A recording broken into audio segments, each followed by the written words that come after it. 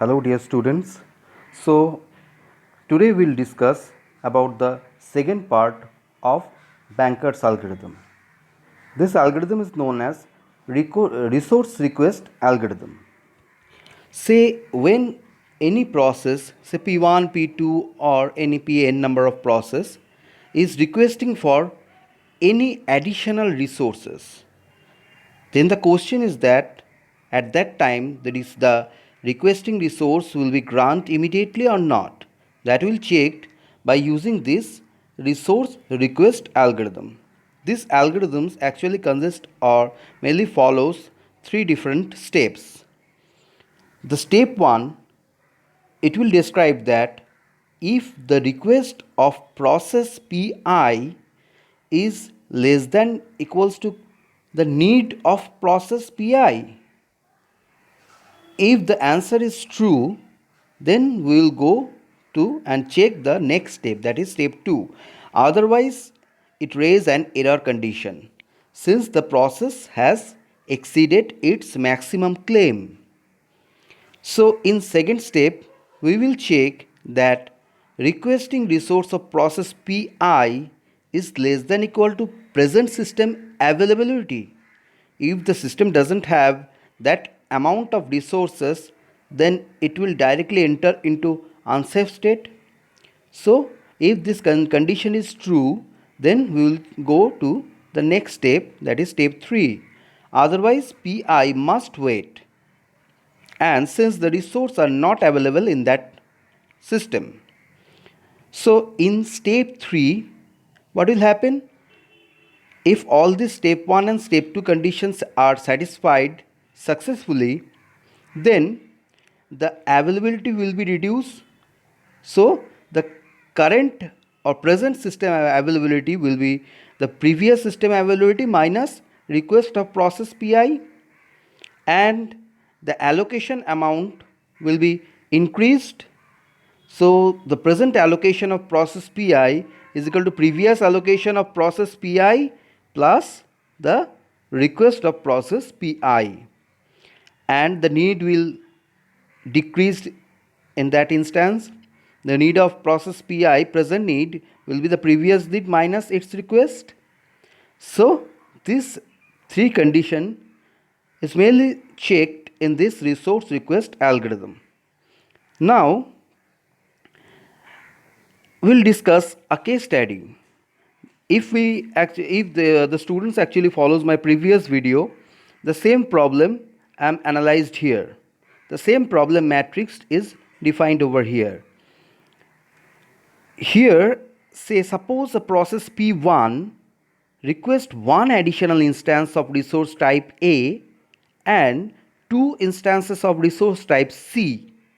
So the request will be P1, the request of P1 will be 1, 0, 2. So 1 will be the resource type A, 0 will be the resource type B, and 2 will be the resource type of C. So in that present problem matrix, the first question will be, can the request be granted immediately or not? So we will check it. We will check based on the resource request algorithm. So the first step of resource request algorithm is it will check the request of process I or Pi is less than equals to need of Pi. So request of process P1, the request of process P1 is what? The request of process P1 is 102, and that will check with the need of process P1. The need of process P1 is 122. So 102, each and individual element will be checked. Say 1 is less than equals to 1, true. 0 is less than equals to 2, true. 2 is less than equals to 2, true. So all this condition is true. So we'll move to the next step. So request of process P1 is less than equals to present system availability. The present system availability is 332 and the request is 102. So this condition is also satisfied. So now we can move to the last or next step. So the third step will be described here.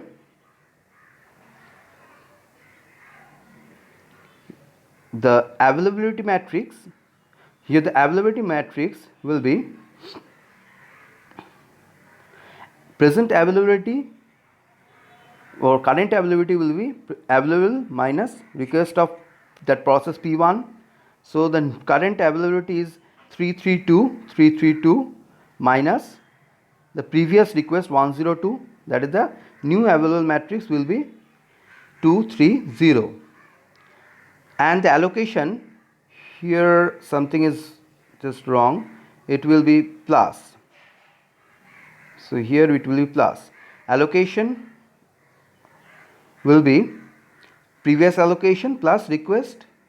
So the new allocation matrix will be actually previous allocation, that is 200 plus the request of process P1, that is 102. So we'll add these two things and we generate the new allocation matrix of P1, and the need will reduce.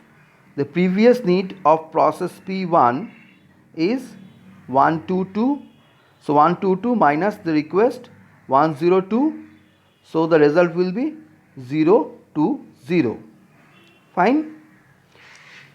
So here the new allocation of this previous resource, the new availability will be 230, that will actually store in this part of this available field, and the allocation of process P1 will be actually move into this part 302, it is updated, and the new updation of P1, need of P1 will be 020. So in that way we actually generate a new matrix. And the next question will be, now we'll check the system is in safe state or not. That actually we check based on our first part of Banker's algorithm, that is a safety algorithm, and we'll discuss it in our previous video lecture. So the question will be, is the system is in safe state? So if you follow my previous video lecture, then you will understand that how we check whether the system is in safe or unsafe state, and how we generate the safe sequence of order. Here I am just giving you one hint that the system should be in safe state, and the safe sequence of order will be P1, P3, P4, P0, P2. Now you will check it.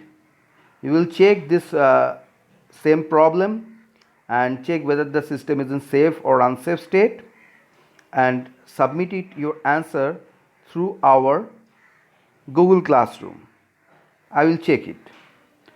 So this is the second part of resource request algorithm, and the case study is discussed over here. So if you have any doubt, you can comment it, and thank you all.